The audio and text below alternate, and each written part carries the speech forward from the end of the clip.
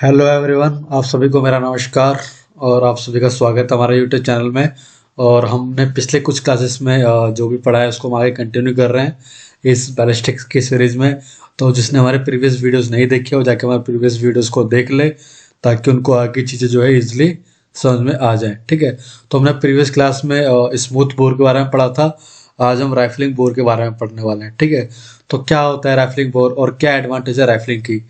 तो rifling bore होता क्या है कि जब हमारा कोई भी बैरल होता है, ठीक है, तो उस बैरल के अंदर, जैसे हमारा बैरल है, तो उस बैरल के अंदर में क्या होता है कि यहाँ पर लैंड्स एंड ग्रुप्स कट होता है। ठीक है, ऐसे कुछ, तो उसका मतलब स्पेशल यही कहना है कि जो बैरल है वो इनसाइड एक परफेक्ट सर्कल नहीं होता है, उसके अंदर कुछ कट्स होते हैं। ठीक है, और उन्हीं कट्स को हम बोलते हैं राइफलिंग। ठीक है, अब इस राइफलिंग की एडवांटेज क्या होती है। ठीक है, तो ये आपको स्पिनिंग एक्शन देता है। ठीक है, जो आपकी बुलेट्स होती है उसको स्पिनिंग मोशन देता है। स्पिनिंग का मोशन का मतलब क्या होता है कि वो अपने एक्सेस पे रोटेट करती है, साथ ही साथ वो फॉरवर्ड मूव भी कर रही है। ठीक है, यानी कि एक्सेस पे भी चल रही है और आगे की तरफ मूव भी कर रही है, कुछ इस तरह से। ठीक है, तो होता क्या है, इसकी वजह से जो बुलेट होती है आपकी वो स्टेबल होती है फ्लाइट के अंदर। ठीक है, जल्दी से गिरेगी नहीं। ठीक है, डाउनफॉल नहीं होगा।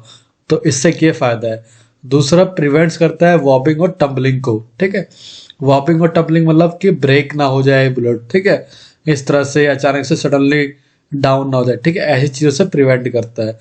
दूसरी चीज, gives more power and penetration. ठीक है, जो भी हमारे पास राइफलिंग होती है, ठीक है, उसकी वजह से क्या होता है, एक हाई पावर जनरेट होती है। ठीक है, हाई पावर वेलोसिटी जनरेट होती है और उसकी वजह से पेनिट्रेशन भी अच्छा होता है। ठीक है, यानी कि जो वुड क्रिएट होगा जब बुलेट किसी भी टारगेट को हिट करेगी तो वो अच्छे से उस टारगेट को पेनिट्रेट कर पाएगी, अच्छे से उसको इंजरी कॉज कर पाएगी। इस वजह से होता है। ठीक है, दूसरा, increase accuracy and range of fire arm. जो फायर आर्म के रेंज है और जिसकी एक्यूरेसी है टारगेट की तरफ, वो भी बहुत ज्यादा इंक्रीज हो जाती है। ठीक है, उसके बाद यहाँ पे बात कर लेते हैं बेसिकली राइफल्स के बारे में।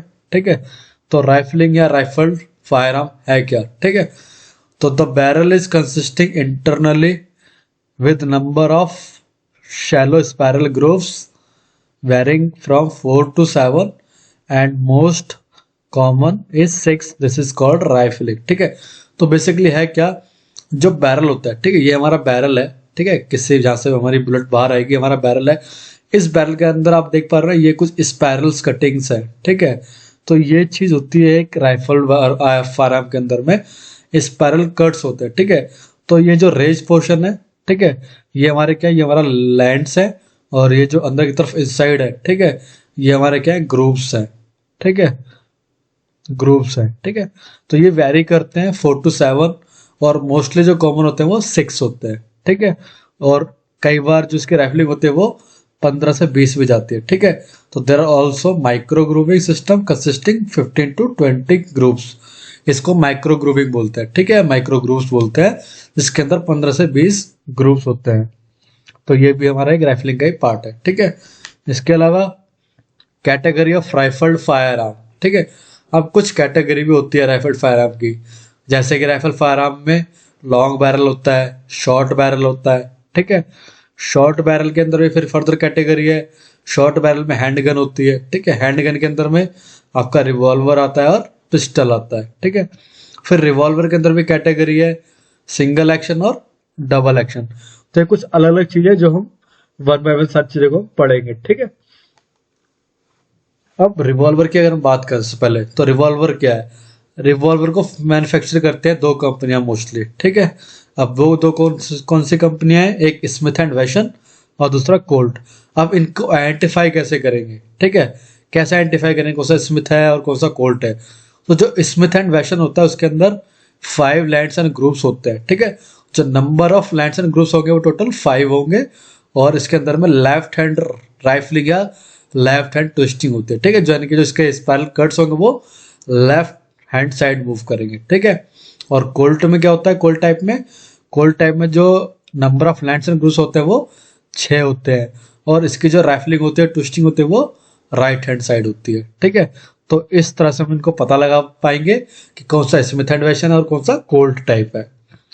रिवॉल्वर का कैलिबर कितना होता है, तो 3.8 या फिर 0.4555 ये इंचेस है और ये mm में है, ठीक है। तो 3.8 mm या फिर 0.455 इंचेस रिवॉल्वर का कैलिबर होता है। और कैलिबर होता क्या है?